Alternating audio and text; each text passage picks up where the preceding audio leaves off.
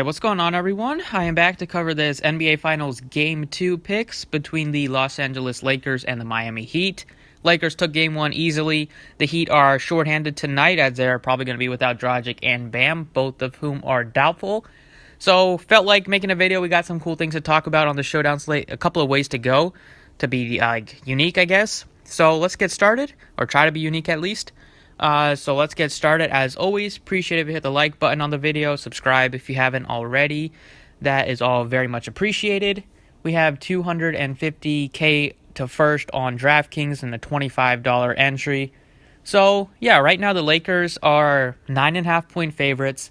They are probably going to win this game, but that doesn't mean that the Miami Heat players can't return some value, especially for the guys that will be stepping in for the injured Dragic and the injured Bam. I think that they will probably start either Tyler Hero at point guard, or they might start Kendrick Nunn after how well he looked coming in that once that game turned into a blowout and once Dragic went out.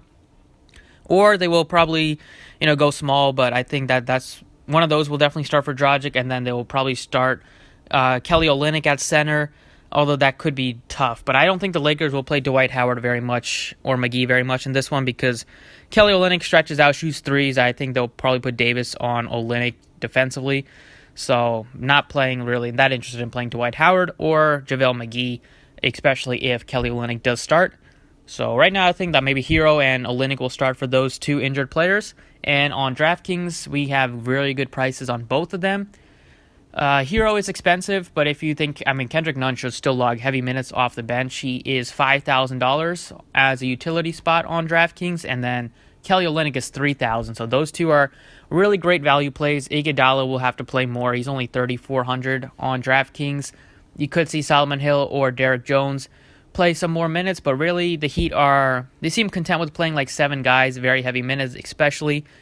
As long as the game is competitive, and then once it turns into a blowout, or if it turns into a blowout, you'll see more minutes for, scrub guys in closing time, in blowout time. So, personally, I'm expecting like 7 guys to get a lot of minutes, and those 7 will be, the guys that start, and then off the bench, Iguodala and Kendrick Nunn. So, looking at the Lakers side, you definitely want to play LeBron and AD. I think that I will not be fading either one. You have plenty of value plays on the Heat that you can throw in there, so you should have no issue fitting in both LeBron and Anthony Davis. Especially you can try to get one of those two at the captain spot, which your lineup will look pretty good with that way. You can also go with like Kendrick Nunn at captain if you want to pay up for everybody. If you want to pay up for Butler too. If you play LeBron or Davis at captain, you're not going to be able to fit in Jimmy Butler. So that is just one decision you're going to have to make, or if you do fit him in, you're going to have to go with like really scrub guys at the bottom. Because if you put in LeBron at captain, he's 19.5 at the captain spot. Put in Davis and put in Butler, you're left with 2,800 left. So you're going to have to take like a really dart throw, maybe like Myers Leonard if you think he'll get some playing time. But really going to have to take some dart throw with that. So if you do play LeBron at captain, you're not going to be able to fit in Butler and Davis. But I would definitely go with LeBron and Davis as the 2 preferred guys to pay up for. Jimmy Butler is the 3rd guy if you want to pay up for him. He's going to be the reason the Heat are in this game if they happen to stay in it. I just like the value plays on the Heat a little bit more just so I can prioritize getting up to LeBron and Davis. So on the Lakers side, besides those 2 studs, you have Rondo at 66. Don't think he'll be super popular, but I think he is definitely in play because he is just a really good point per minute guy when he's out there. He does a little bit of everything: points, rebounds, assists. He can run into a steal or 2. Last night, or 2 nights ago, just had a bad shooting game, 2 of 7 from the floor, but still had 4 assists, 3 rebounds, and played 25 minutes, which was good to see. So I liked Rondo at his price. Danny Green continues to kind of play sporadic playing time. He played 30 minutes last game, played 28 in that Denver closing game, 21, and the previous 2 games played 21 and 20. If his shot is falling, he's going to be out there. If his shot struggles, he is going to sit on the bench. He also had 5 stocks in that Game 1 win, something you definitely can't count on. So $4,000, he's definitely cheap enough to take a shot, but I'd rather go to Kendrick Nunn, who's more expensive, who's only $1,000 more expensive. KCP is $1,200 more, so that's going to be a bit more of a debate there. But Green, I guess, is in play, or you could take a shot on Caruso, who's $200 cheaper. He's been shooting the ball pretty well. He's getting around 20 to 25 minutes off the bench. More if if Danny Green struggles, less if Danny Green's playing well. So those two are kind of tied together. You don't see that much minutes with Caruso and Green on the floor at the same time. Then you have Dwight Howard at 3,600. Just don't think he'll play that much because he played 15 minutes in game one and didn't look that. I mean, it was okay with averaging a point per minute, but if they start Kelly Olynyk at center, there's really no spot for Dwight Howard to defend anyone. So I'm not going to take a shot with Dwight Howard. Rather go Iguodala at 3,400. He's just going to have to play probably close to 30 minutes tonight if this game is close. He is another guy that can do a bit of everything. He's not super consistent, so I wouldn't play him like in 100% of lineups. But I guess he makes a shot. Definitely on that price point, it's worth it to play in like 30-40% if you play 150. And then you have Kelly Olynyk is just a guy you want to plug in at 3,000, especially if he starts. He is good chalk. You just don't want to get too cute if he's starting to play him. And then Markieff Morris is 3,200. If Dwight Howard doesn't play that much, Markieff Morris will probably get some more playing time, and he definitely won't be popular. So he's a low-owned play if you wanted to take a shot on anybody, to take a shot on him. And then it kind of just dies off. Like after Olynyk, you're going to kind of just hope you get lucky with Hill or Jones to get some playing time. But really, I don't think you need to go any cheaper than that with the value. So let's look at some potential builds that we can roll with. I'll start with LeBron at captain. He's 19.5 at the captain spot. Definitely want to play him and Davis together.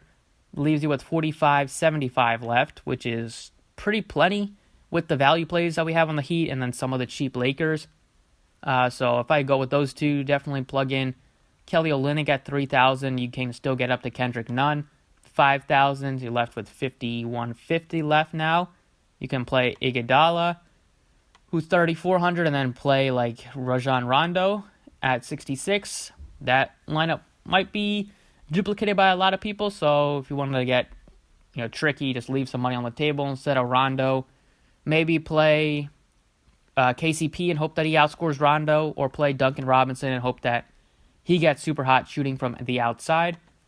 This is one way to go. Another way to go is if you want to play Anthony Davis at captain. You save a little bit of money, nothing crazy. He's 18.3 in the captain spot, so you have left with 7,300 left. If you still keep Kelly Olynyk, Nunn, and Iguodala. If you don't want to play Iguodala, this could kind of be a way to just go with like two guys right around that 5K range. If you put in like Rondo, and then you can play Danny Green, or you could play Duncan Robinson and play Danny Green again, or Kuzma, or somebody like that. So that's another way to go. And then the last approach is if you wanted to play Jimmy Butler or Tyler Hero, is to go cheaper at your captain spot. So you could play like Kendrick Nunn at captain at 7,500. And then you'll be able to fit in LeBron, Davis, and Butler. You're left with 3,750. You definitely play Kelly Olynyk, and then you're left with 4,500. You play, like, pick your poison between Kuzma, Green, and Caruso. All of those guys are pretty volatile, I guess. Like, Green is probably the guy that at least will get some good minutes, or Caruso. So one of those two is who you can take a shot with. Or if you wanted to play Hero instead of Butler, you could put in Tyler Hero at 86, and then 5,700 play KCP. So that is another approach to go with. But the core pieces today are LeBron, Davis, Kendrick Nunn at 5,000, and Kelly Olynyk. Like these four, I have a hard time envisioning them not being in the optimal unless something crazy happens, like heavy foul trouble or if one of them gets injured. But I'm going to be starting my lineup with these four and then just kind of tinkering with ownership, depending on some ownership, or depending on leaving some money on the table or some stuff like that. So that's it for the Draftkings side. Let's go over to Fanduel. Okay, over on Fanduel, no surprise, King James sets in as your most expensive player at 15.5, followed by Davis, then Butler at 14K, and then you have Hero at 11K, and then Rondo at 10K, and then you kind of get some cheapies in there. So same kind of approach as I have on DraftKings. LeBron and Davis, two guys that I will not be fading. I think they will definitely be in my captain and in my MVP and star positions on FanDuel. And then at the pro position, You can play Butler on Fanduel because he's 14,000 and he left with 8,000 left. And then with that $8,000 that you left with playing those three studs, you can still fit in Caruso 7K if you wanted to play Caruso. But really, it's Kendrick Nunn at 65 and Olynyk at 65. Like Olynyk and Hero are the two guys Olynyk and Nunn are the two guys that are going to get a huge bump in playing time and production. FanDuel did not bump up their price tags at all. They're both 6,500, both of whom will have a good chance of playing 30 plus minutes tonight. So yeah, you can do something like this, leave $3,000 on the table. This lineup is definitely going to be popular, but I don't know how many people will feel comfortable leaving $3,000. I feel like a lot of people might go up to like Crowder instead of Olynyk or something like that, or you could play like Robinson if you wanted to. But on FanDuel, with the pricing shapes out, you definitely want to fit in LeBron, Davis, and Butler, and then leave $8,000 left to fickle with whoever you want to fickle with. So that's it on FanDuel. There's not that much to talk about. The pricing is pretty bad, so you can just ignore a couple pieces like Hero maybe at 11K just because I'd rather go Butler. And maybe like Rondo at 10K, I'm not that interested. And then you do have a bunch of value plays to consider, but I think that Olynyk is going to play a bunch and Hero is going to play a bunch. And I'd rather play them than I would play Caruso, Iguodala, Howard, Kuzma, KCP, Green. I think those guys have similar, if not higher ceilings. So that is it for the video. Hopefully you guys enjoyed. Thank you for watching, and best of luck tonight.